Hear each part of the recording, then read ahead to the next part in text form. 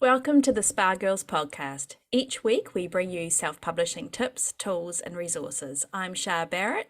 I'm Cheryl Phipps. I'm Wendy Vella. And I'm Trudy J. And this week we have Rebecca Hefner. Hello. Hey, Rebecca. Welcome, Rebecca. Hello. Thanks for having me. No worries at all. Now, Rebecca's going to talk to us about going wide with audiobooks and how to market them and how to do all the things, which we're super excited about. So I'm just going to read your bio first, and then we'll dig right into all those questions because we've got lots. Great. I'm ready. Okay, we can do this. USA Today bestselling author Rebecca Hefner grew up in Western North Carolina and now calls the Hudson River of New York City home. In her youth, she'd sneak out to her mother's bedroom and read the romance novels stashed in the bookshelf, cementing her love of HEAs. Before becoming an author, Rebecca had a successful career in medical device sales, but she's now a full-time author who loves writing strong, complex characters who find their happily ever afters. Rebecca is passionate about marketing audiobooks wide and runs the Indie Audiobook Deals site to help authors promote their books, as well as the Marketing Audiobooks Wide Facebook group for author support. That sounds awesome. Welcome. Yeah, welcome. Perfect. Thanks. Yes, Welcome excited to be here. So let's start at the beginning and talk and get your journey into self-publishing. How did you start writing? How did you get into self-publishing in particular? Yes. Okay. So I was always an avid reader, as most indie authors or most authors are. And in the early 2000s, I started writing enemies to lovers paranormal romance. And because the characters appeared in my head, right? The characters appeared in my head. And I just wrote it for myself. I never planned on publishing it. It was the early 2000s. So self-publishing wasn't really something that was prevalent then. Right. And I was a medical device sales rep. So I drove all the time. And that's how I fell in love with audiobooks. So not only was I an avid reader, but I was an avid audiobook listener. And audiobooks made my drives so much easier. And it made my job, like I was in this job that I hated, but I had to pay the bills. So that's where I fell in love with audiobooks. And eventually I decided that I was going to save up all my money and leave that job and become a full-time author. So I kind of made a plan, like a 2-year plan to kind of save up and become an author. And I published that Enemies to Lovers paranormal romance in November of 2018. So that was my first published book. Yes. And now I have, I think, almost 30 books published. I write under Rebecca Hefner, and then I write contemporary romance under Isla Asher. So I have 2 author names. I claim them both. It's just for fun to have 2 names, and more work. But is Isla Asher? What genre is Isla Asher? Did I miss that? Is that so Isla? Yeah. So Isla Asher is contemporary, steamy contemporary, and then Rebecca Hefner is steamy paranormal and sci-fi romance. Okay. Awesome. That's a lot. Did you say 30 books? Almost 30. I'm releasing one in May, and I think that's my. Oh, I can't even remember. It's almost 30. It's somewhere around there. You've been a busy lady in the last few years. Since 2018. Definitely. Yeah, definitely. But because I fell in love with audiobooks, I promised that was part of my save up my money plan was that I knew I was going to make audiobooks for every book that I published because I got so much joy from them that I wanted my readers to have that medium to listen if they wanted to. So even though the advice is wait until your ebook is selling a lot, I was like, I don't need that advice. I'm just going to make them all into audiobooks. And that's what I've done. So like my new release that's coming out in 2 weeks, I'm proof listening to the audiobook right now. So I can release them all formats at the same time. I love that. It's coming from a place of genuine listener passion. I mean, to me, an audiobook reader is still a reader. It's just how they take it in. But it also means you're very, very organized to get that far with the audiobook that they can be released at the same time because a lot of work into an audiobook. Definitely. And that doesn't always work out that way, but I've gotten better now at figuring out how to release the audio and the ebook and the paperback at the same time. But again, it doesn't always work out that way, but it's working out for this new release. We're impressed, Josie. Yeah, we are. So that's good. So that's awesome. So how long does it take you to get an audiobook? Let's just talk a couple of quick kind of things around what you do, how you find your narrator, how you and how long it takes you to kind of go through that process before we get to talking about this whole marketing of it. Yes. Okay. So in the beginning, so I actually like to find a lot of my narrators on ACX. I produce most of my audiobooks in ACX. I actually find that producing and making audiobooks in ACX is very easy. So even though I'm a wide author and like I love all of the wide platforms, I prefer to produce everything in ACX. So for my Rebecca Hefner books, I have mostly solo narration. So I usually just put up auditions, and now I have seasoned narrators that I found from putting up auditions on ACX. And the way I found those is I just thought of what books I liked to listen to and the narrators I liked to listen to. And then I put up auditions looking for voices that were similar to that, basically. For Isla Asher, when I started writing those books, because they're contemporary romance, I decided that I was going to do dual narration. So I just went to, because that's very popular in contemporary romance. So I went to Audible basically and like searched by narrator, or you can also go to Chirp and search by narrator, or you can go to any of these, you go to Kobo and search by narrator, but I just searched by narrator to see what the top selling audiobooks, like who their dual narration teams were. And I reached out to a couple and a couple different teams, and I settled on Kai Kennicott and Wynn Ross, who do all of my Isla Asher books. So they've done 9 audiobooks for me under that name. Is it more expensive getting the dual narration? Oh, yes. Oh, yes. So that's why you have to balance. That's what I always tell authors. Like, my Rebecca narrators are mostly unknown. I mean, my one narrator is kind of up and rising. She did my sci-fi trilogy. But my narrator for my flagship paranormal romance series, he's done a ton of books for me now. And like, he's super unknown. But so I can get him for cheaper, which is nice because that balances out what I have to pay on the more expensive duet narration books. But a lot of times I get questions on, do you have to have a famous narrator to do well with audiobooks? And I am proof that you do not, because my narrator for my flagship series under Rebecca is not famous at all. He doesn't have any following. He doesn't help me do any marketing. Like, you know, Kai and Wynn help me do some marketing and stuff.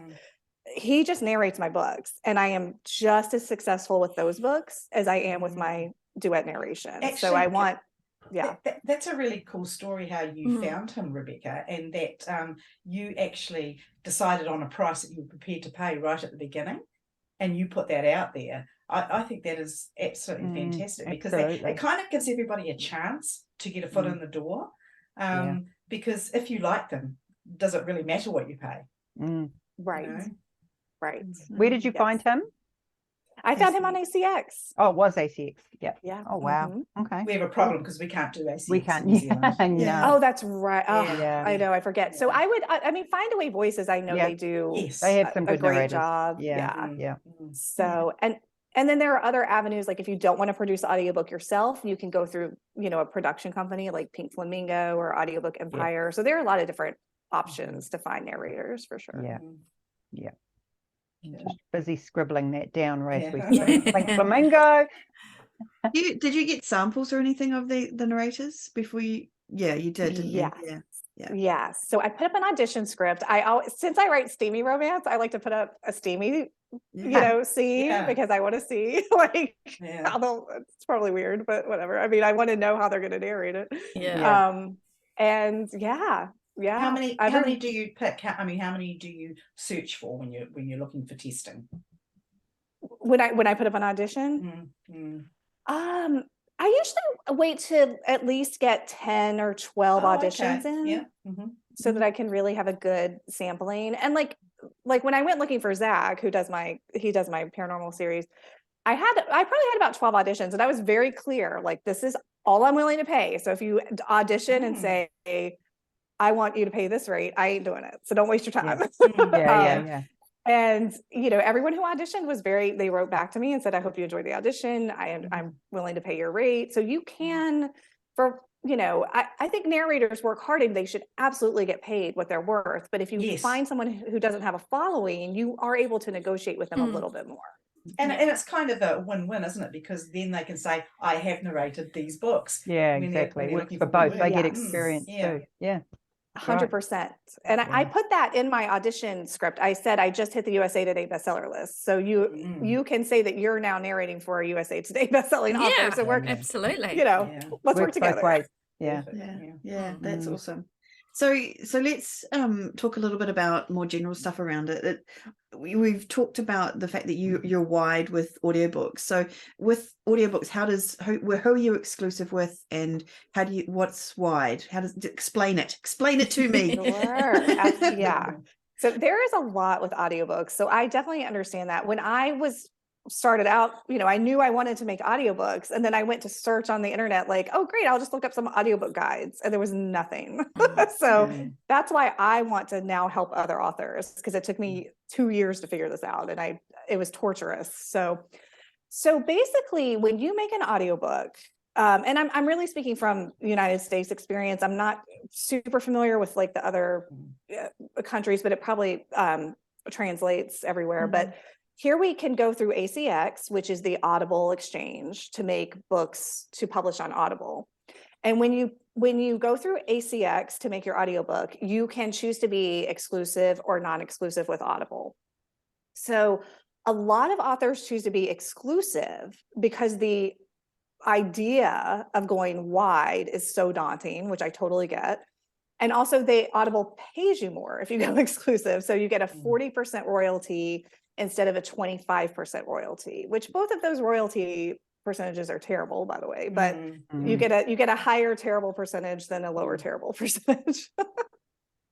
So I think a lot of authors choose to go exclusive through ACX, which I understand. And even in the beginning, I tried my first 2 books. I was like, let me try just to see what it's like. And I just immediately hated it and I pulled out and went non-exclusive right away because I hated it. But anyway, I can see the lure of going exclusive. But if you're wide, what you do is you select non-exclusive, and then you're able to take all of the MP3 files, which are the files you receive from your narrator in ACX, and you're able to download them, and then you're able to upload them wherever you want. So because I'm non-exclusive, I take those MP3 files, I still publish to Audible, and I still get my 25% there, but I then go publish on Findaway Voices, and I publish directly to Kobo, and then I also upload them to BookFunnel so I can sell them on my online store directly to my listeners. Yeah.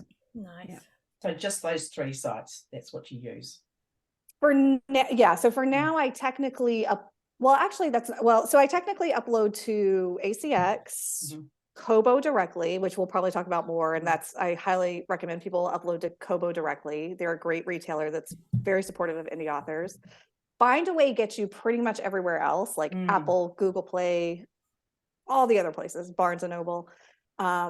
Your direct store, that I see that as the next frontier. That's the future. Yeah. So that's what I'm really building. And then I'm also, a couple of us romance authors are on this new app called Tempt, TEMPT. So it's sort of like invitation only. If you have a lot of audiobooks, they'll reach out and invite you to. So I'm on that app too.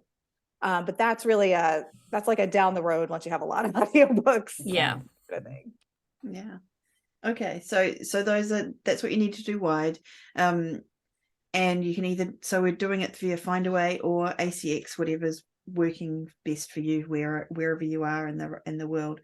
So what are some of the things? So if you're a new author and you're just putting up your first book for wide, an audio, what are some of the things you need to be thinking about other than where to put it, what platforms, what do we need to organize, have in place? Sure.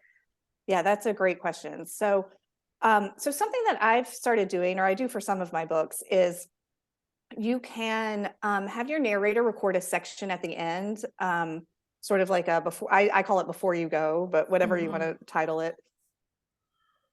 Excuse me. And basically, I just have them say, if you want to listen to more of my audiobooks, you can find them on, you have to be careful because you don't want to mention specific retailers, but, you can look at my website and you can find them on other retailers and what have you. It just kind of puts the, so when your narrator is recording, you want to kind of record for the future, I guess is what I'm saying. So you can always put that. And I always have them record a snippet that directs them to my website. So for example, I have a free listener magnet and I have a bonus epilogue for that story, but that's only available in print on my website because it's like short, you know. So I had him record an end section where he directs listeners to my website to go download that bonus epilogue so that they are so that I can get them signed up for my newsletter if they're not already. So things like that, I think, are good things to think about, knowing that you're paying so much for this narrator and to produce this audiobook, like have them set your audiobook up for success in the future so that when people are listening, you know, 3 years, 4 years down the road, you're still sending them to your website. It makes so much sense, and it's super smart, and also because you're the one that controls the website, so you don't want to send them to a book funnel page like it's website. Yeah, right, exactly. So I just send them to RebeccaHefner.com or IslaAsher.com, so I know I'll own those domains forever. So yeah. Exactly. Yeah. And anything else that people should be thinking about when they're starting out?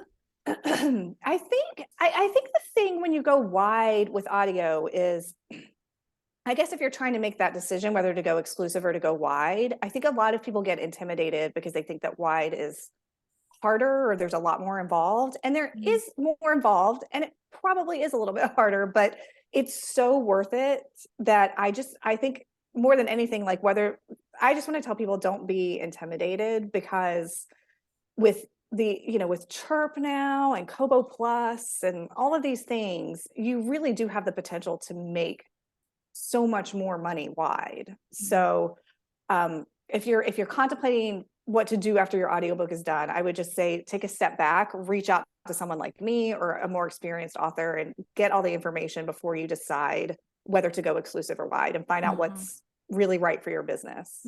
Yeah. No, that's great. Yeah. So do you have a separate page on your website for audio, or are they just, you've got a book page and then it's the links on there to go to the different places, ebook versus audio?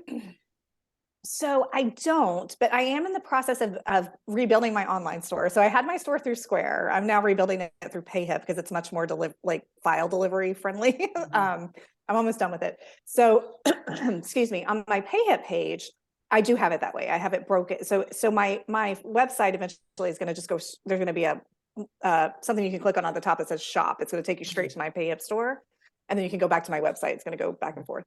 So I have that all built, and it does have them separated out. On my website, it's not super pretty right now. I was kind of waiting until I redid my store, but I do have a listener I have a prequel that it has a free ebook magnet and a free listener magnet. So that's really the page I'm always directing people to. Yeah, right. It's just get them to that book page. Like that's the link I created a bit.ly for it so that it's short, and I just direct everyone to that page. And so that way, whether they're an audiobook listener, whether they prefer audiobooks or they prefer ebooks, there's something for them to download. Awesome. Yeah, that's perfect. I've got a question about the cover art. How do you approach that in terms of for your ebooks? For your audiobooks, beg your pardon. So I always, and I'm terrible at signing covers, so I do not do them myself. We all have to know what our talents are, right? Yeah, right. So exactly. I'm awful. So I always hire cover designers, and I just always tell them up front that I'll need, sometimes I do make my own paperback covers. You can make those in BookBrush pretty easily with the ebook for some of my books. But for my audiobooks, I always just tell my, whoever I hire to do my ebook, I tell them up front that I need the audiobook as well. And so it's just usually a separate charge of anywhere between $25 to $60. And is it the same perspective for each of the different platforms that you load your audiobook to, as in terms of the shape? Good question. So ACX and Findaway technically have different specs, but what I've discovered is if you make your cover in the ACX specs, which I believe is 2400 by 2400. It might be 1600 by 6. I can't remember, but it's square. If you just use whatever dimensions ACX tells you to use, Findaway and Kobo take them 100%. Okay, cool. Good to know. Okay. Yeah, that's good to know. Yeah. Okay, so can we talk a little bit about Kobo? So you've mentioned that they're really open to doing stuff. So how do you? So you load it to there. What else what promotions and what other opportunities are there? Yeah, so Kobo is really awesome. I reach out to them. They're probably tired of me. I reach out to them all the time, but they're just so author friendly. So they want indie authors to be successful. They have, like, if you email them, they're so open to talking to you about stuff. And they want you to upload your books directly to their site. So that means your audiobooks too. So you can go through Findaway and publish your audiobooks to Kobo. That's totally fine. But if you do that, you're going to miss out. So Kobo has promo opportunities. And anyone who's wide with ebooks will know that if you publish directly to Kobo with ebooks, they have a promotions tab at the top. So they don't have that for audiobooks. You have to email Kobo. Their email address is writinglife@kobo.com.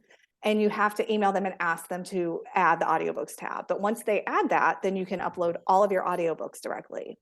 And if you upload your audiobooks directly with them, you are able to participate in audiobook promos. You cannot participate in them if you go to Kobo through Findaway. Right. So I always recommend uploading directly to Kobo. And I found this out. See, this is part of my 2-year torturous learning curve. I found this out after I had uploaded like 18 audiobooks to Kobo through Findaway. So I had to go into Findaway and I had to uncheck the box, and then I had to upload 18 audiobooks to Kobo. So if I can save anyone a slow the pain. Yeah. It's a real slow process. I did the same thing through Kobo with 3. And Right. whoa. Yeah, exactly. So what Takes makes, just a forever. question of somebody that's never looked at the back end of that, what makes it slow? Is it the time that it takes, like You've physically? got to load each file to the Oh, chapters. Yeah, and it's not instantaneous. Like shorter ones are quicker, but some chapters are a bit longer. And if you've got 34 chapters, you can work that bad boy out, oh. It's so true. It's so, you're absolutely right. However many. Yeah. And So if it's you not write, one like, file like an ebook. It's like No. each chapter has an Each chapter has a MP3 file. file to, Yeah. and then Plus you've got you've the got- yeah. Plus you've got the opening Greeting credits and the and ending the back credits and and the samples and whatever. Exactly. So it does take but I mean, and realistically, I think that took me probably a day and a half in between like all the other things I was doing. So like, it's not terrible. And now that I have them there, I can participate in their promos. So it's just like, I just wish someone had told me that before. So I've like proactively like trying to tell all the authors, like, go direct. Save your time. and so what about Kobo Plus? Are you part of that program? And how does that work? So yes. So I am what I like to call a visibility author. So like every author has to do what's right for their business, and every author has different ways that they approach their business. I am all about increased visibility. So and maybe this comes from my sales background, because I was taught to do sales with a law of averages mentality. So like the more prospects you have and the more you approach, the more sales you're going to make. So like that's kind of the sales mentality I have as an author. Like the more I can get my book in front of people, the more opportunities I have for someone to buy it. So I'm a visibility author. I want the most visibility possible, which is why I love being wide. And I have nothing against KU and I have nothing against Audible exclusivity, but for me, that doesn't get me the most visibility. So it's not right for my business. With Kobo Plus, I think you guys have had it down there in New Zealand and Australia for a while, but we just got it here in the US, and they just did it in the UK as well, and Canada and a lot of European countries. So talk about visibility. I mean, it's a subscription program that you can enroll all of your audiobooks in, and anyone who has a subscription can listen. So I'm just really excited about it because, and I even enroll my box sets in there, so, I admin the marketing audiobooks wide group, and I have some authors who are like adamant that they're like, I'm not enrolling my box sets. I'm just enrolling my single books. And I'm like, that's great. Do what's right for your business. But for me, because I'm a visibility author, if I get a reader who sees my books and they prefer box sets, I want them to be able to find the box set on Kobo Plus and listen to it that way, So I have all of my books and audiobooks enrolled in Kobo Plus. And I just think it's sorry for interrupting. How do you get paid as an author through Kobo Plus? So they pay by minutes read or minutes listened. Right. And they pay by I think it's 300 hour, is that right? 300 hour blocks, 300 minute blocks. I'm not saying this right. 300-minute blocks. That probably makes more sense. Mm. But anyway, as long as, so you don't get paid until you reach a certain threshold. I guess it's 300 minutes listened. Yeah, that makes more sense. I don't know. Anyway, Yeah. whatever. It's some threshold that you have to hit. And then once you hit that threshold, then you get paid on that book. Right. So when I get my sales reports, which come in a spreadsheet, the Kobo sales reporting is not that great, but whatever. It comes in a spreadsheet, and I can see like on some of my books, I'll get 7 payouts because I hit that threshold, that 300 whatever threshold 7 times on that book in that reporting period. Mm-hmm. And then on some books, I'll only get 1 payout because I only hit it on that book. I only hit the threshold once in that payment period. So that's how you see, it's good to try. You can track who's listening to what book and what you need to put more marketing dollars on. Okay, that's interesting because it's Yeah, different real to how. interesting. Yeah. So, are there any sort of marketing tactics that you use in terms of that are specific to Kobo, like other than the promos, or anything that you have to think about that's different, say, from having a book on ACX to Kobo? Definitely. So, I mean, Kobo is still, especially for, I mean, most of my readership and listenership is American. I mean, I definitely have some readers, in different places, but since it's new, I just, and I did this before when my books, because I've had my books in Hoopla and on Scribd and all these other places as well. Is I just constantly remind my readers and my listeners. So now that Kobo Plus is here, I mean, there's always a banner in my newsletter. I make sure that I post about Kobo Plus at least every couple of days in my Facebook posting rotation. I'm just in Instagram. I'm just constantly reminding them that it's there. And I think that's really, other than that, I mean, with the indie audiobook deals, I now am featuring a Kobo Plus rotation where people can sign up and have their Kobo Plus books featured. So that's something we can talk about later, but I'm trying to figure out inventive ways to get people's eyes and ears on the Kobo Plus audiobooks. I think it's just reminding them. I think that's so important that you say that, because I think often as authors we think we've already told our readers or our newsletter subscribers or whatever that one thing once, but we're not kind of appreciating that new people are kind of coming in all the time. And also we all have to be told repeatedly because we may not have read the email in full that day or whatever, so repeating it is really important. Definitely. Yeah. And I think we get a bit shy about repeating it, right? I think this is where your sales background maybe comes into its own, because you understand and know what it takes to make a sale, whereas a lot of us have not come from that background and we're a little bit shy about kind of putting ourselves out there and going, I've already told them, they know once. And also, how often do we default to Amazon, just using the word, it's on Amazon or whatever, even if we're wide authors, it's just, so it's kind of as much reminding ourselves, isn't it, as it is the listeners and the readers. Yes. Yeah. I mean, I'll definitely say with my sales background, I'm the most persistent person. I mean, this is how I was successful in sales. I will just remind people until they're like, okay, I got Kobo Plus. What should I listen to first? Fine. Sure, whatever. Just leave me alone. But it is. I mean, look at how busy all of our lives are. Can you are you going to go out of your way today to buy a Rebecca Hefner audiobook? No, no one's even heard of me at this point, I'm pretty successful, but and this is what I tell authors when they come to me frustrated. I'm like, our lives are busy. You have to remind them, you have to remind people all the time that you're there and that whenever they're ready, they can hop on with you. I have a real life example of this, which is apropos to nothing really, but I was looking, so I was on Instagram and I kept seeing this sponsored ad, and it was for a phone app, and I was really interested in it, but I never quite clicked on the ad to follow them. And then the other day I was like, oh man, now what was that again? And I kept trying to put in different things so I'd see the ad, and it's I'd seen that ad 8 times. Finally, I tracked it down. But sometimes you've just it's got to be the right time. That's exactly right. That is exactly right. And I mean, that's literally how I pretty much get all, I'm successful just by default, because I just it's here Sheer and here persistence. and here. I love that. That's awesome. Nothing wrong with that. That's No. No.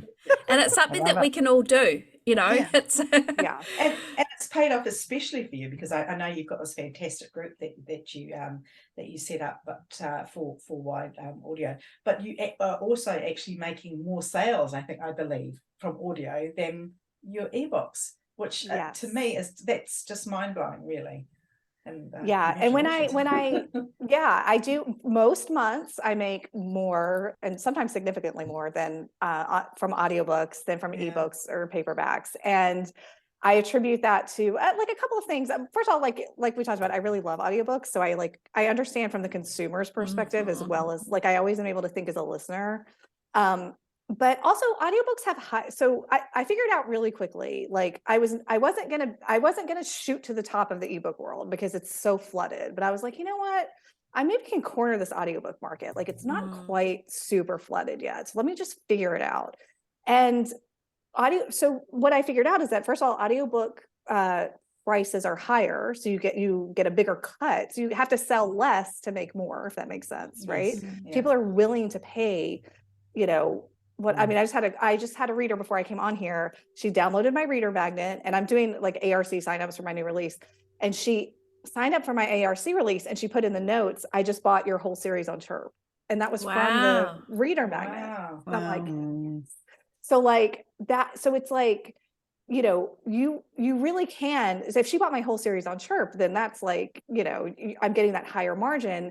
And if I sold all of those books on Amazon, I would make pennies, because you know what you make, your ebook prices are just so much lower than audiobooks. So that's one thing, you get a bigger cut if you sell less.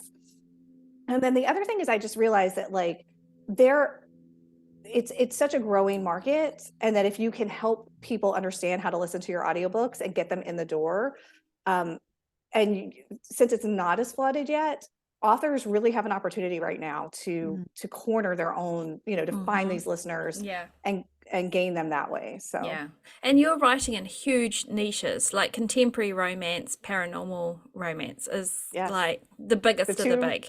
Yeah, the two biggest ones. Yeah. Yeah, big ponds, very big ponds. Yes. Yeah. Yes. Yeah. So is there anything else you want to mention about Kobo before I move on to asking about other platforms? Yeah, so Kobo is, so they're great. I just want to say, reach out to them anytime. They're awesome. They will also, if you have a catalog of audiobooks, they will actually set up a landing page for you. And I know I shared that sort of my tips with you guys, and I'm happy to have you share that. Thank you. If you have to have enough audiobooks for them to make a landing page that has enough books for their customers to scroll through. But I find my landing page very helpful because I can direct ads to that landing page. And it's my publishing LLC, so it has both author names. So when I direct ads, I can direct ads to that landing page, and that really helps my sales on Kobo. So that's sort of a more advanced tip, but something down the road. But yeah, definitely go direct with Kobo, and they're just a great, and I would also recommend going in Kobo Plus. They're just a great platform. Yeah, perfect. Can I ask a question about that, about pricing? So obviously you'll have pricing that feels comfortable for you. Do you use the same pricing over all of the platforms? Yes. So I'm this is kind of a gray area. So like I'm under the impression that there is this, because we all know with ebooks, like if you have an ebook priced at some point on one platform, you're supposed to have the price point the same on all the other platforms. And supposedly I think that's the case with audiobooks, but I don't know. I've never really understood. It's very murky because Audible doesn't let you control your pricing. So your price is never going to be what it is on Audible, because and really people buy on Audible with a credit. So I try to have my audiobooks with the places that's another big reason to go wide, is you cannot control your pricing on Audible, which is like, to me, is crazy. Like you should be able to control your own pricing. So I try to keep all of my books the same price on all of the sites. And I do for the most part. I mean, if they're not the same price, it's usually just because I forgot to change them on one platform. The reason why I ask is because traditionally, or so we have been told, Kobo can actually get a higher price for ebooks, say, than Amazon or wherever. So I just wondered if audio was the same. But, That's interesting. Yeah, I don't know. Again, I'm kind of murky about that whole, I don't know. I try to keep them the same on all platforms because I figure that if much easier. yeah, and I figure Because it's that if interesting. It's interesting that you say, because if I'm understanding right, you're saying your ebooks, you feel like you need to keep them the same price on all platforms, and I'm not sure that's necessarily true.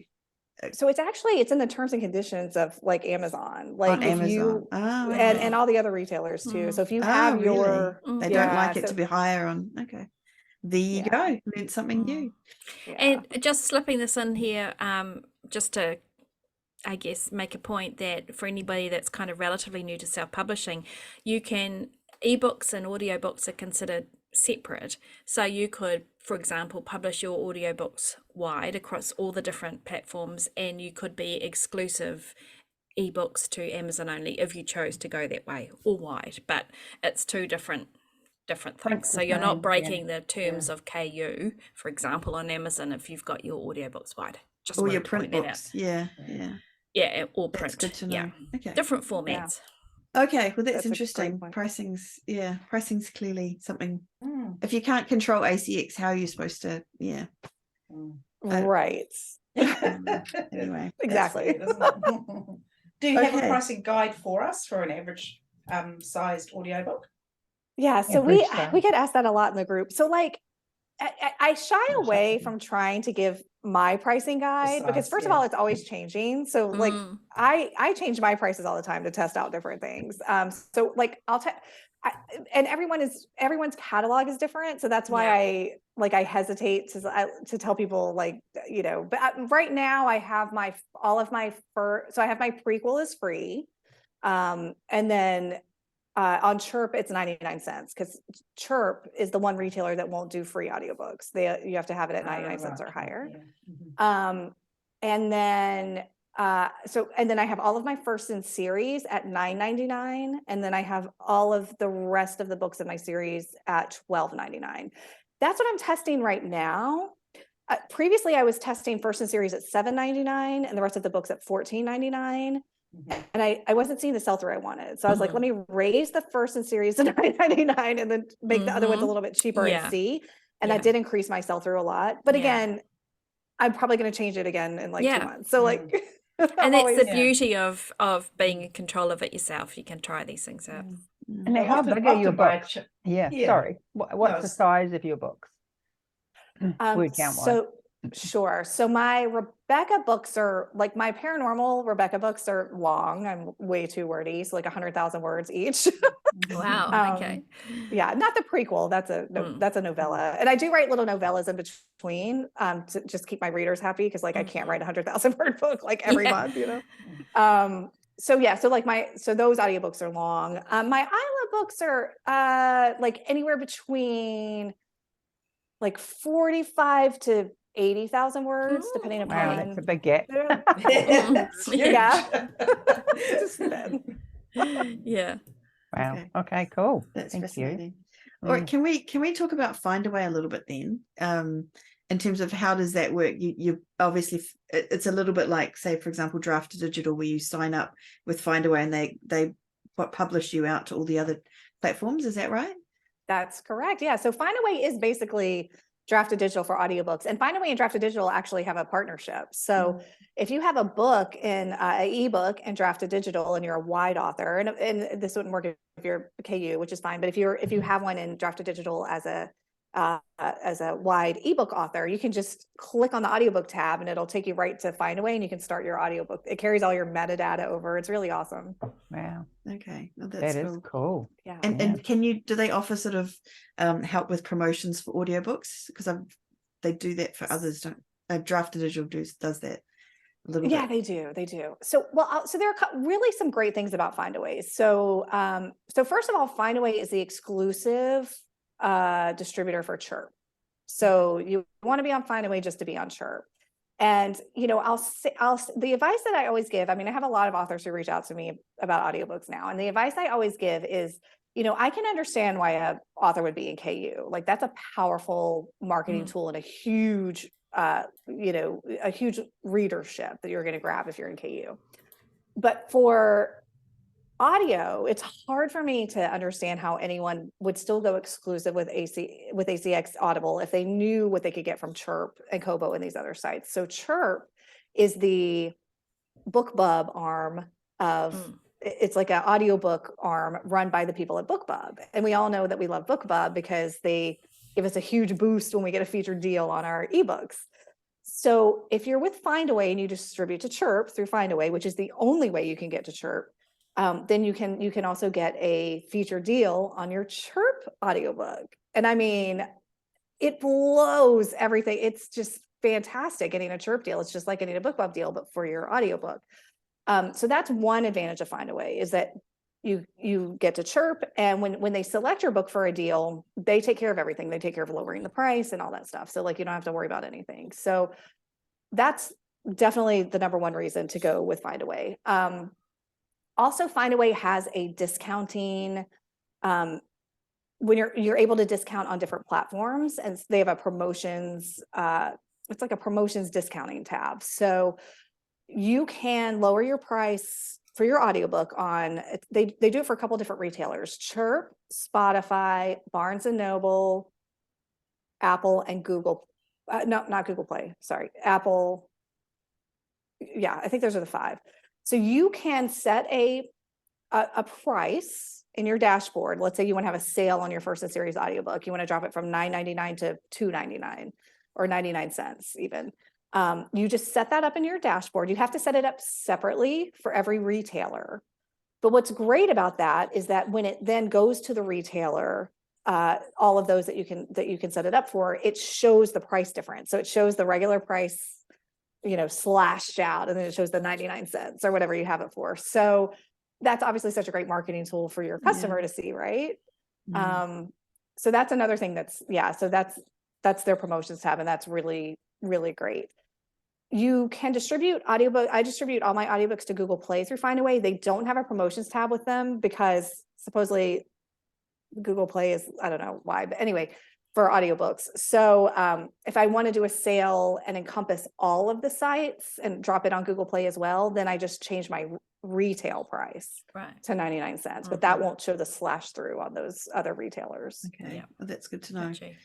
Awesome. And so when you talk about doing sales, I know there's Chirp that does the promotions newsletter like that. So what other places can you do audio advertising and promotions like in that way? Yeah, definitely. So you can definitely do the Kobo has audiobook promos every month. So if you're direct with them, you can get on there. They have a mailing list you have to sign up with to hear about their promotions.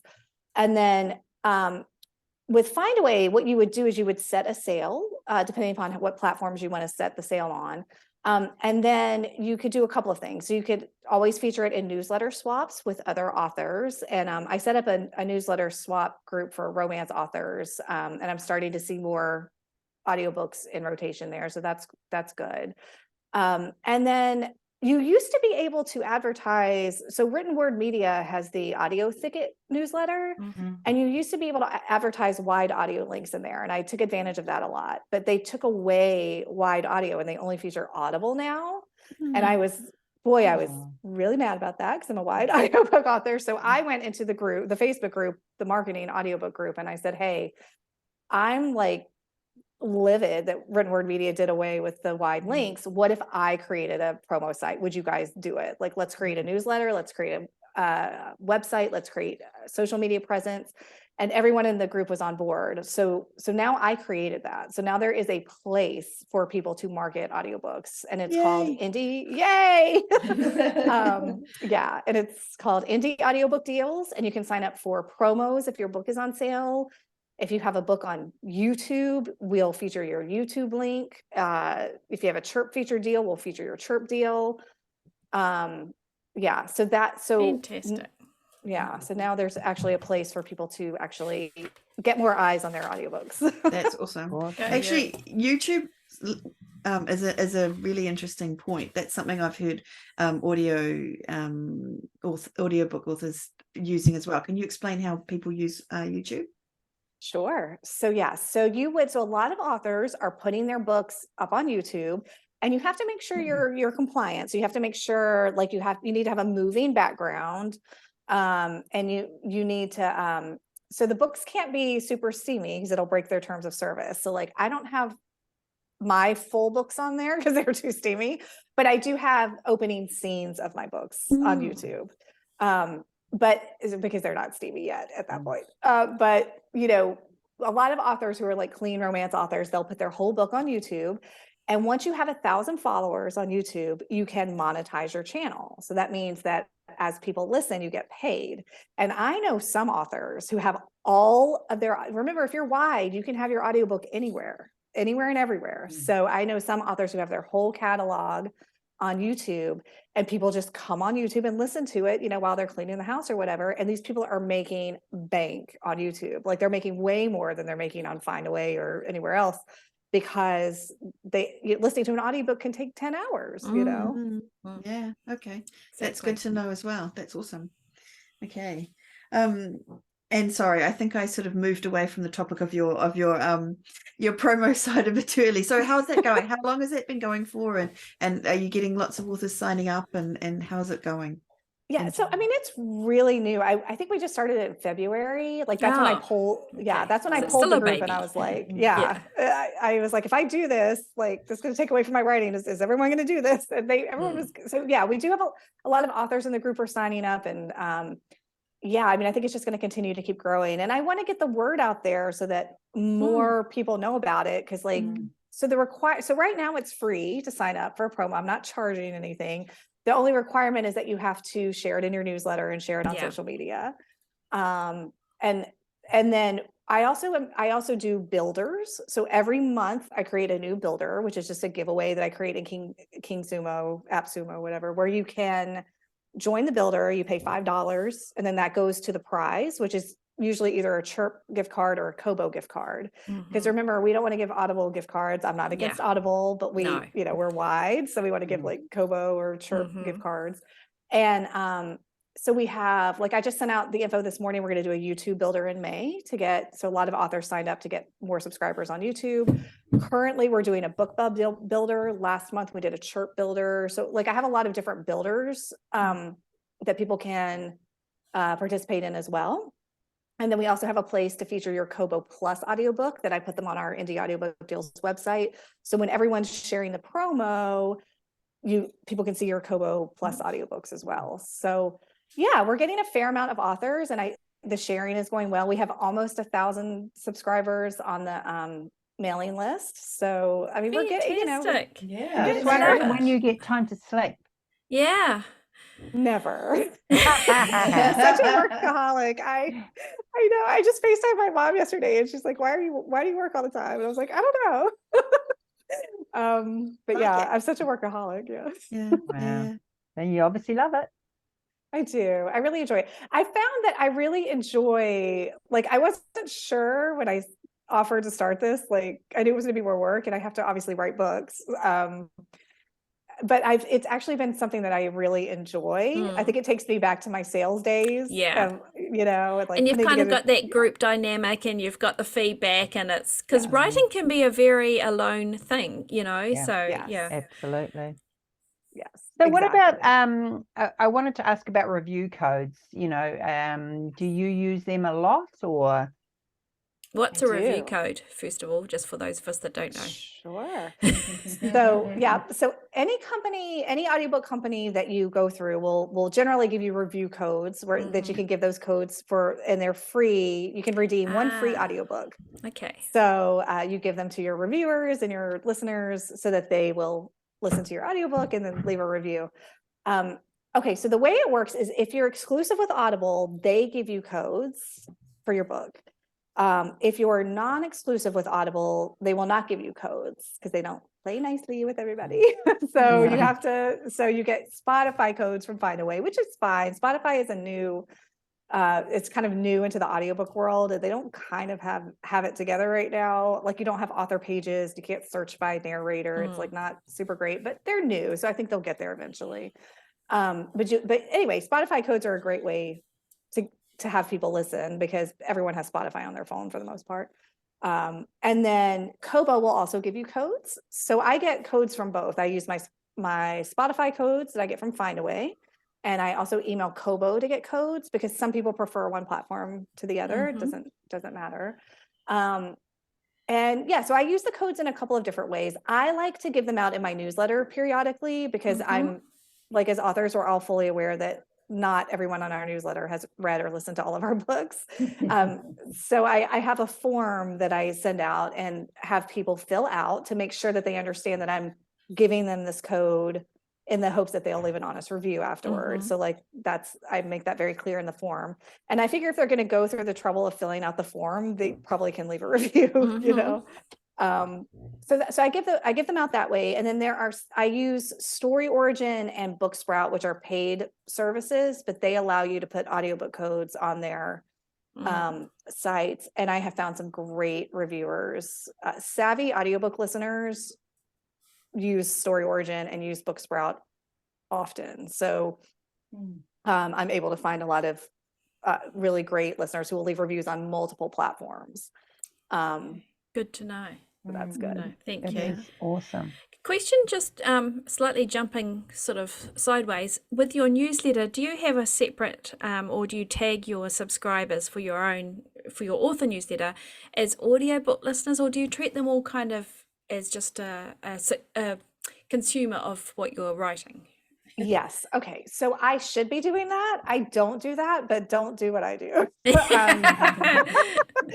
I have 2 pen names and I have 2 newsletters, and they're completely different subscriber bases because they both funnel in from my magnets, you know, like one's contemporary, one's, and I mean, I definitely have a lot of crossover readers, but I keep those newsletters separate. So because I already have 2 newsletters, I just don't segment things the way I should because I'm too busy. But if you have the time to do it and you have the know-how of how to do it, I 100% recommend segmenting out your audiobook listeners. That it is a great idea. Or it would be something you could do also after the fact, that you could run a contest, for example, or like with a giveaway prize to all your subscribers and say, tell me how do you take my stories, and better language than that, but it's early morning here, so that's about the best I can do. And then that way you could actually then tag, like, it would need a little bit of work, but it could be done. You know, those that select audiobooks. It's a fantastic idea. I definitely think people should do it. And if someone wants to come and do it on my newsletters, I need help. But if you're starting off, now is starting off, then you can certainly in MailChimp, and I'm sure it's the same with all the other newsletters. You can actually, when people sign up, you can do a little checkbox and their preferred method of listening or reading story. You know, ebook reader. Yeah, that's a great idea. Audiobook. And then they get tagged. Yeah. That sounds awesome. You could also do it in your automations for when they join the list. Easy. Yeah, totally. That's you could offer them different things, and absolutely. so many ways. Okay, so so you've given us this 15 tips to increase visibility for wide audio. What do you call it? Book. Well, probably. Yes. Thanks. So thank you so much for that. And that's for anyone who's listening to this episode, you'll be able to download that from somewhere. Come to our show notes and we'll make sure the link to Rebecca's book funnel link is there. And it's also on, it will be on our Spa Girls website page. If you go to the resources link at the top, we'll make sure it'll say Rebecca Hefner's wide audiobook marketing tips. And the links there. You can find the links in there to join up to Rebecca's group. Absolutely. Highly recommend that. Absolutely. Yeah, we'd love to have everybody because let's sell some audiobooks. They're so cheap to produce. I want to help people. We're all down with that one. I was going to say, you're preaching to the choir there. I think there's a lot of authors have invested a lot of money, and it feels like sometimes you're left with these products, these amazing things that you've put so much time and effort into, and then like, okay, now what? And so you covering the now what stage is really important. And there's some really cool tips in here. One of the ones that catches my eye is creating links to your audiobooks on Goodreads. And that's not something I would have thought to do. Can No. you just talk quickly about that one for us? Just to Yeah. So like most authors, Goodreads is not my favorite place in the world, but you know, we all have to go there. Like a lot of our readers and listeners track their books there. So I do maintenance where I leave reviews on my book where I don't star rate it or anything, but in the review section, I create bit.ly links to every single retailer that my audiobook is on. And then I just say, now in audio, narrated by Zachary Zaba or whoever narrates it. And then they're just quick, easy links. And every time I publish that review, everyone who's following me sees it. It shows up in their newsfeed. So then they can click on any of the links and be taken right to the site. Or as soon as I am finished with my PayHip store, I'll have that as the very first link, right? Because I want them to buy from me directly. Of course. And then I go in every month and I usually maintain them and republish them so that it goes back on my followers newsfeed. So that again, the just in your face, like I'm going to get you one day. So you kind of got like a monthly cyclical kind of rotation, if you like, of little tasks to, Yes. That makes a lot of sense. You're a freaking genius. Freaking genius. Thank you. I mean, I'm just like a persistent, like, and the thing is like, it is a little bit more work, you know, but at the end of the day, like when my royalty payments come in, I'm like, okay, it's fine that I had to spend like an hour on Goodreads last month. Like, no problem. Like, you know, and I think that's what I want wide audiobook authors to get. Like, it is a little bit more work, but like once you have it down to a system and you figure out what works for you, it's really not that hard. Like now I can do it in my sleep, like all the little things that I do to like get more visibility on my books. So I think the hardest part is just like getting yourself in the habit of doing it. And then it's pretty easy. And then, and then you really do start building the listeners and you get reinforcement from them. And you're like, okay, this is like, I can do this. This is not really that hard. Yeah. I like that. That's lovely. And so if you want more information like that from the genius of Rebecca, go and click the links that we just mentioned before to find this 15 tips. Go to the Facebook group, which I think is gonna I'm still pending. Me too. I don't know that she wants I'll make sure it's got a flag on you. I'll make sure to let you in. Sorry. I'm kidding. So what's the title of the Facebook group if somebody's on Facebook right now? Right now, it's Marketing Audiobooks Wide. So that's what you search for. Okay, awesome. And go join Rebecca and the others in there because I'm sure you'll get loads and loads of tips if today is anything to go by. And where else can you be found, Rebecca? Where else should people search for you? So I'm at Rebecca. Sure. Yeah. RebeccaHefner.com and IslaAsher.com is that's my contemporary name. And I am starting to offer audiobook consults again. I used to offer them in the Facebook to members of the Facebook group. But if you click the book funnel link that I'm going to leave with you guys, I have that info in the back. And it's just where people can schedule a Zoom session with me. I do charge for it. I used to do it for free, but it's like takes up a lot of time. So I charge for it. It's $50. Away. Fair enough. Absolutely. You deserve to be paid for your time. Yes. This is important.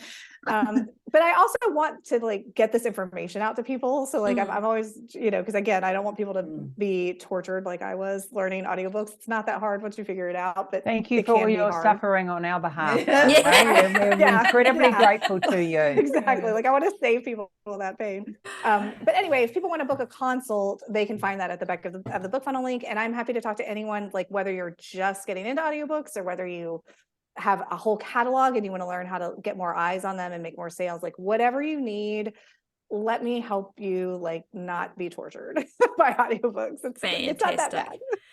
I think there'll be an awful lot of very relieved listeners right about now. So that's awesome. Thank you, Rebecca. That's fantastic. Thank you so much for having me. Oh, it's been an absolute joy to talk with you.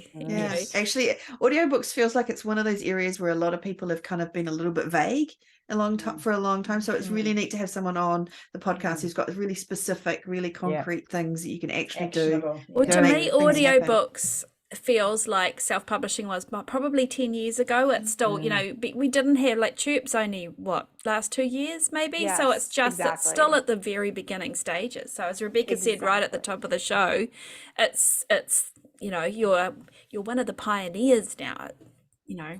So Yeah, I'll that's go take it. us. Okay.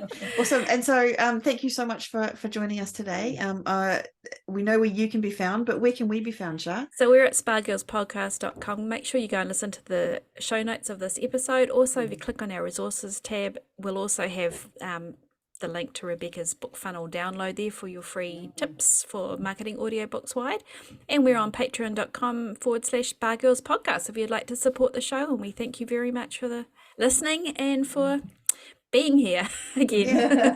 Thank That's you for having awesome. me. Thanks. Yeah, and thank you to all of our listeners. We appreciate you all for being here with us again this week, and we'll be back again next week, same time, same place. But for now, Bye. farewell. Bye. Bye.